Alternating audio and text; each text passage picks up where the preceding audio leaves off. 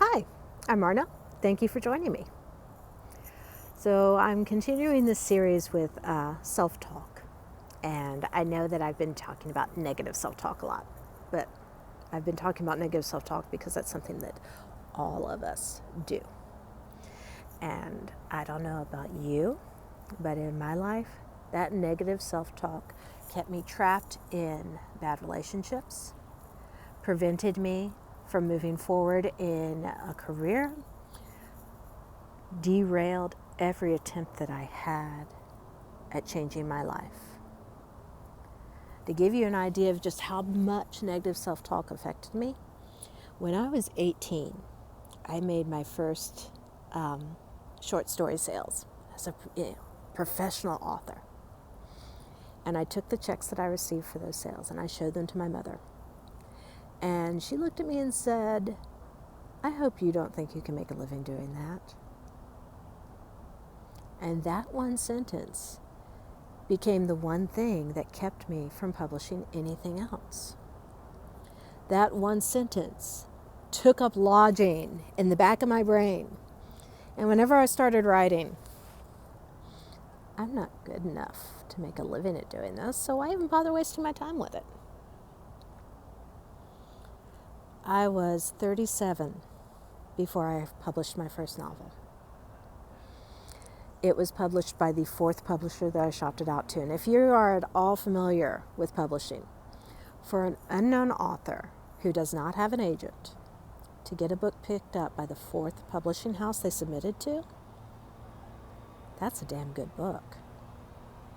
And yeah, it's not a New York Times bestseller. I never expected it to be. I mean, I was writing a paranormal romance.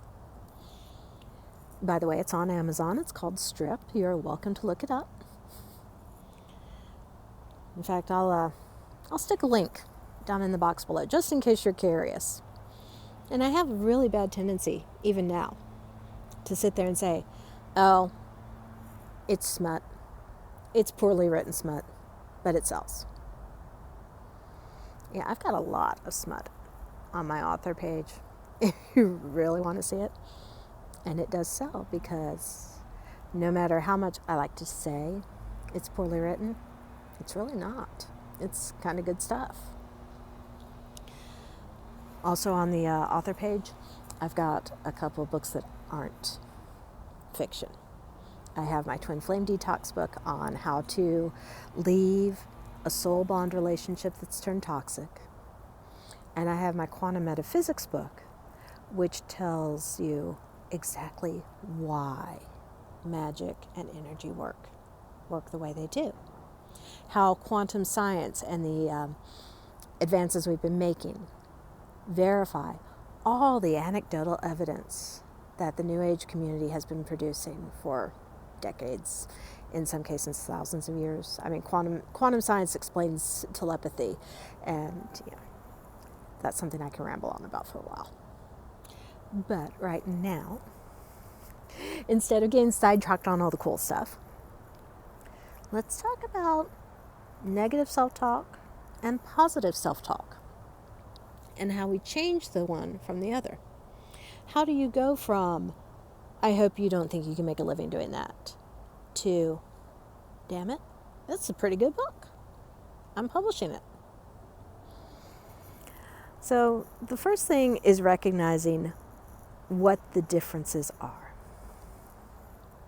Self-talk will build you up. It will build up your sense of confidence. It will build up your ability to believe in yourself if you're doing it right. Negative self-talk tries to tear you down. The reason we have negative self-talk, really, is because our ego self wants us to stay safe. And as far as our ego self is concerned, the only way to stay safe is to stay with what we know. Doing anything new, anything different, puts us at risk. Now, there is also the possibility of reward, but our ego doesn't think that way. Our ego doesn't think, "Oh, I can grow from this." Our ego self thinks, "This is new, this is unknown, this could be dangerous, let's not risk it." And the entire point of negative self-talk is to keep you where you are.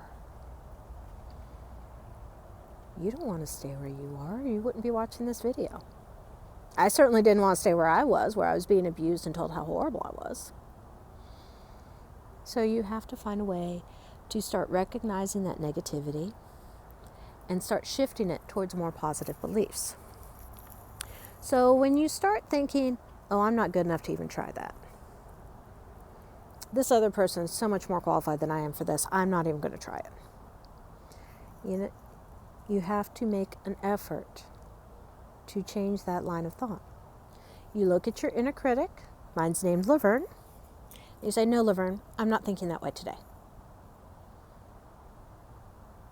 You make the conscious choice. You find yourself thinking, I'm not good enough for this. And you make the conscious choice to say, oh, screw that. I am more than good enough for this. I can do this. Anyone can do this. Look at this. This is easy. I can do this with my eyes closed. Build yourself up. And the first few times you do it, you're going to sit there and go, I can't believe I'm doing this. This is so silly. I feel ridiculous. But it does take effect over time. Negative self-talk tends to come about in your mind as worry. What if things go wrong? What if things don't work out the way I planned?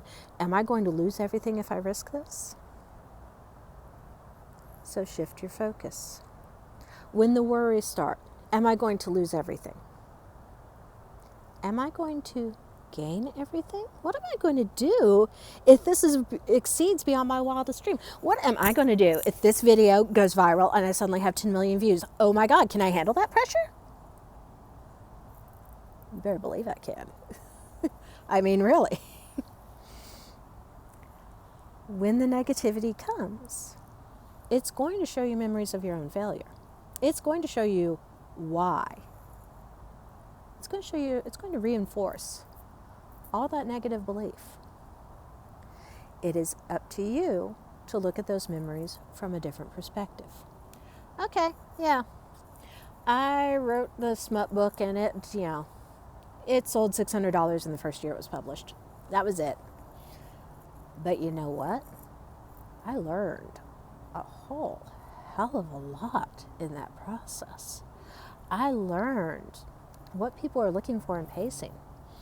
I sat there and read the reviews that came from it, and particularly the newspaper ones where they really go in depth tearing you apart. And I said, okay, here's where I can improve. Here's things that I can do to build from this. I chose, instead of thinking, okay, this just proves that I'm a failure at this and I am never picking up a pen again, I chose to say, I have more to learn. I have room to grow. And I started putting those things into practice in my writing. And my writing did improve from it. Another thing that tends to happen a lot when you're really getting down on yourself is you get stuck living in the past.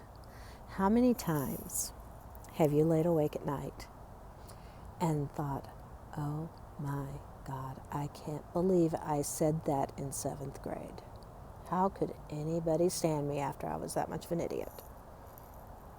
I've done it. I'm almost 50 and I've still, on bad insomnia nights, I'll catch myself thinking about the time I cut in line for the Coke machine in high school and how I owe all those people an apology. That was a long time ago. I don't think anyone remembers that incident but me. But if I'm not careful, my negative thinking will put me in the past, and it will hold me there. So, the way around that, put yourself back in the present. Take a minute. When you catch yourself in your head going round in circles with, I can't believe I did that, stop. Deep breath.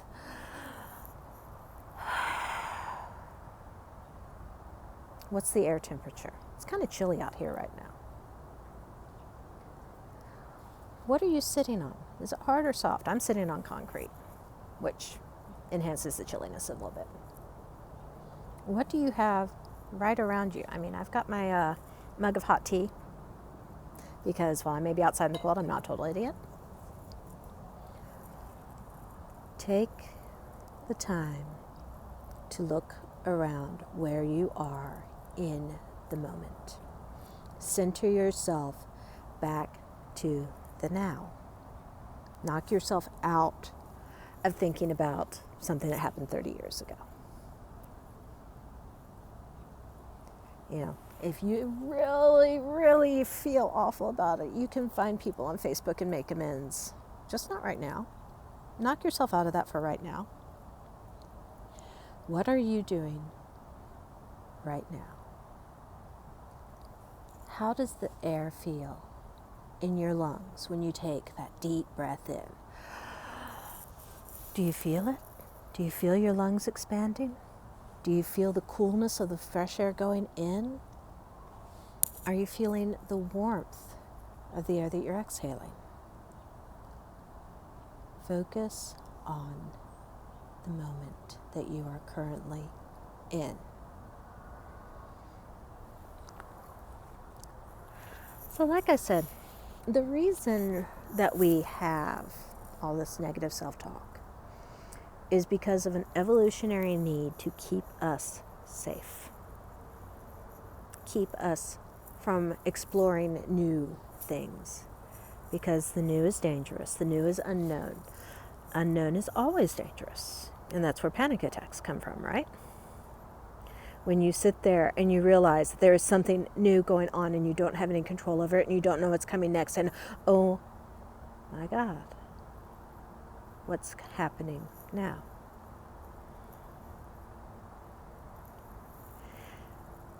The way you break that cycle is making the conscious choice. And this takes a lot of work. I'm not cutting down people who have anxiety. I've been on medication for anxiety more times than I like to know. But the way you break that cycle is by training yourself to look for the advantages instead of the disadvantages. You train yourself. Okay, what is the worst that could happen if this video goes viral? I will be inundated with people who want help dealing with these issues, and it's going to be more than I can handle, and I'm going to go into an emotional shutdown, and I will completely freak out. Nah. What's going to happen if this video goes viral? I'm going to sit there and thank my lucky stars, and I'm going to look at the people who are turning to me and saying, hey, can you help me with this? And I will say, sure. Let's see what we can do. Because this is what I'm trained for. There's a reason I went through counseling and ministerial training years ago.